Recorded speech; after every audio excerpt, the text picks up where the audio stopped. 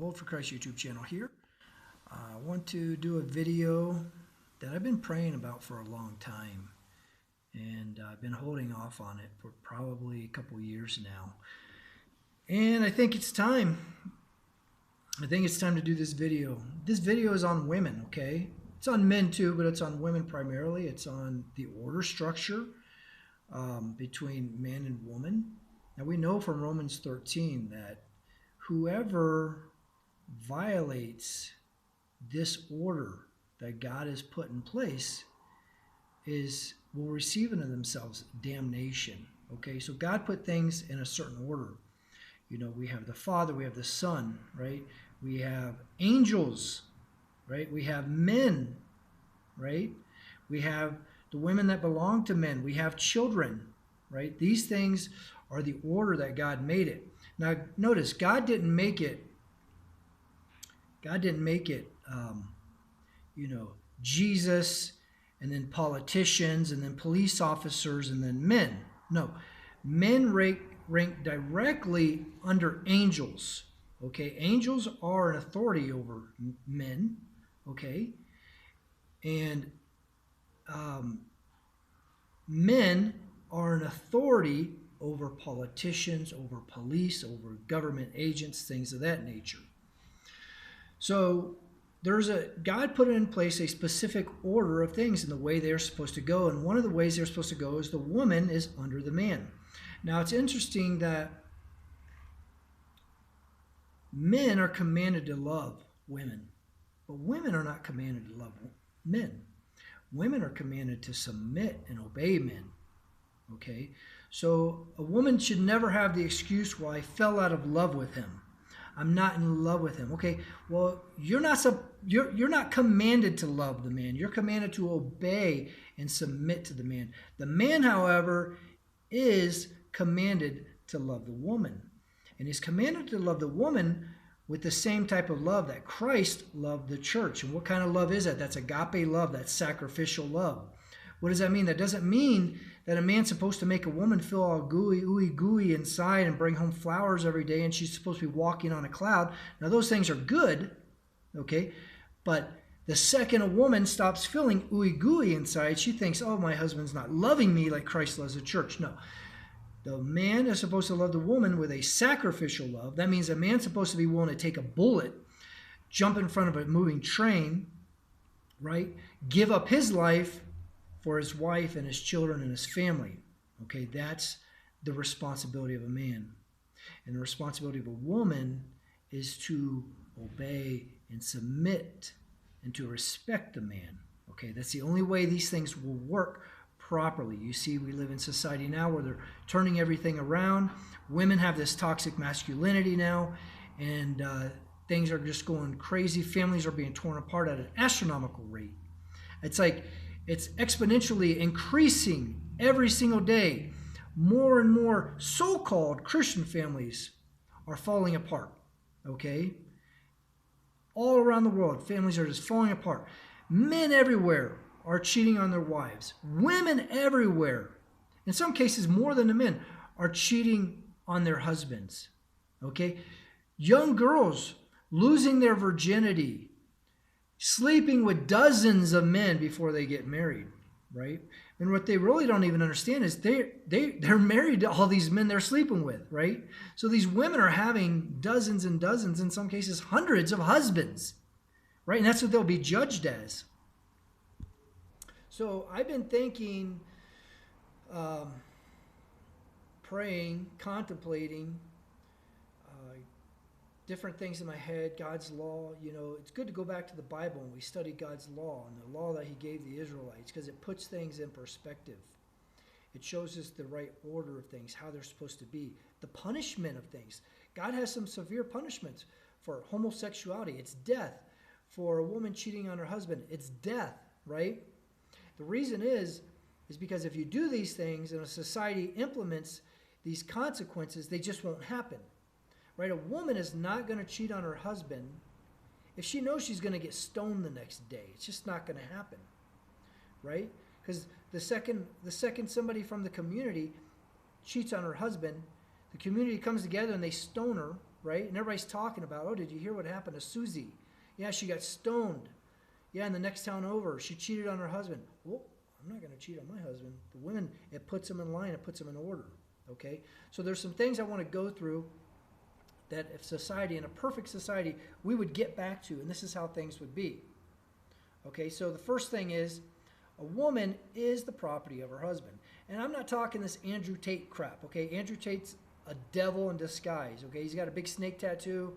He's telling you I'm a snake. He runs something called a Hustler University. He's telling you he's hustling you. He's a wicked, evil man. I'm not talking, nothing has to do with Andrew Tate, okay? He's a wicked man. He's going to burn in hell. He does say some things that are true and right, but I think the spirit behind it's wrong in a lot of cases, okay?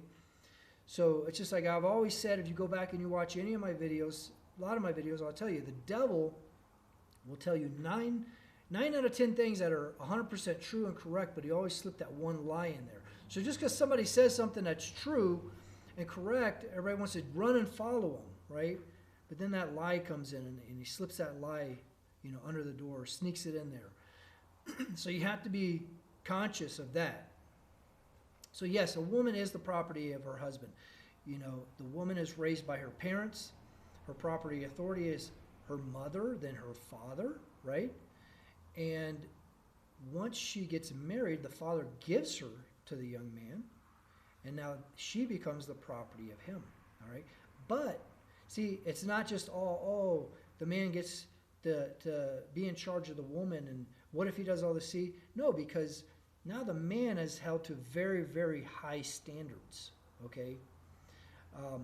For instance, a man, a drunkard man should be stoned to death, okay? If a man is a drunkard, he should be stoned. An abusive man should be stoned to death, right? If a man's backhanding his wife, punching her, doing these wicked things to her, giving her black eyes, violent to her, he should be stoned to death, right?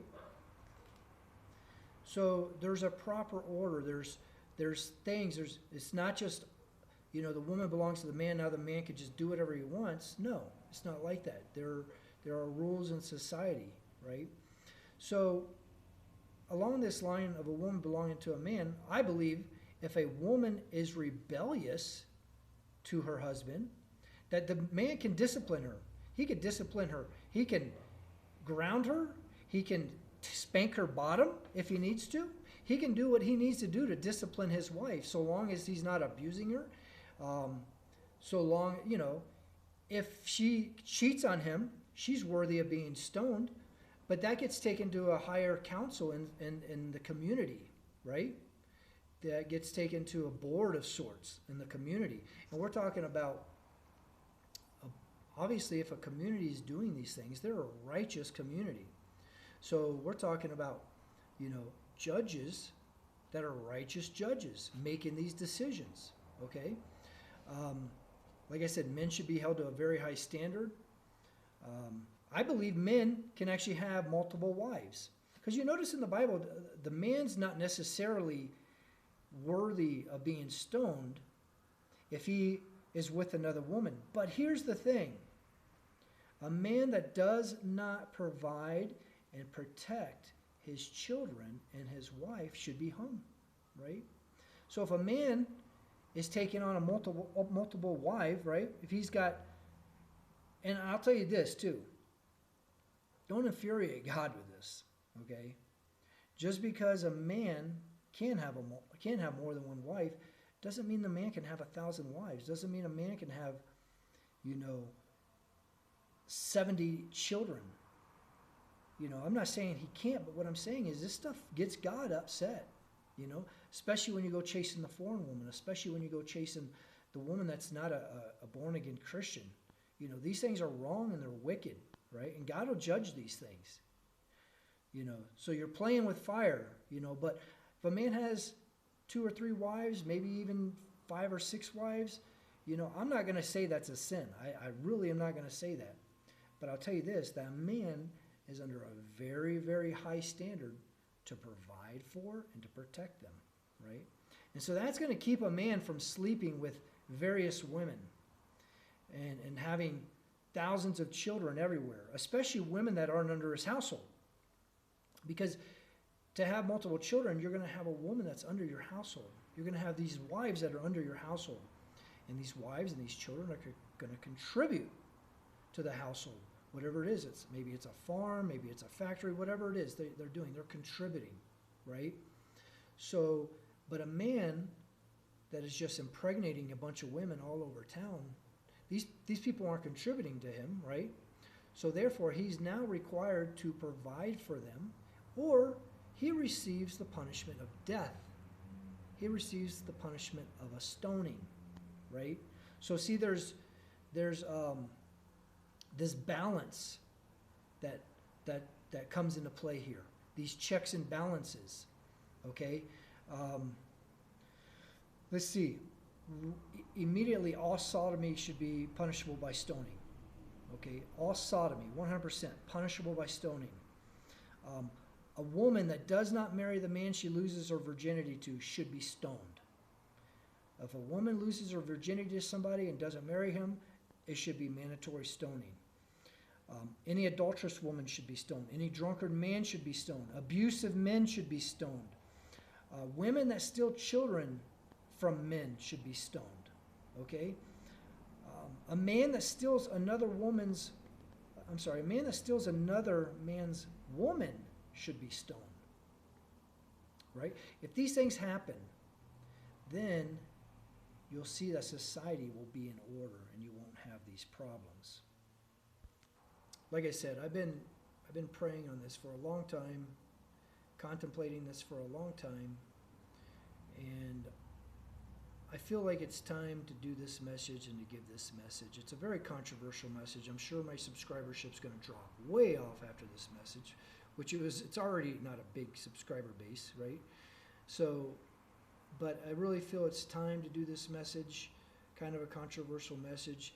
One thing I want to say is sometimes I notice in my comments that people leave comments that I can't read. YouTube deletes a lot of comments. Like I did a video yesterday and my comments were completely disabled. So in this video, I'm pretty sure the comments are going to be disabled, or if you leave them, we're not going to be able to read them. I want you to know that is not me doing that. I welcome comments. I welcome debate. I'm not about censoring people. The only time I've ever deleted somebody's comment is when it was violent towards my family or me. I've had a lot of violent comments towards my family and myself because people know that I stand for Jesus Christ, right? I stand for true law, the true authority, the way things are truly supposed to be. I put myself in subjection to the angels like the Bible says to, right? I don't put myself in subjection to a politician or a police officer or a pastor, okay? I have a pastor and I love my pastor dearly, but I am not in subjection to him. I will call his butt out if he gives a bad, false message, okay? And that's the way everybody should be. Anyways, God bless you. Have a good day.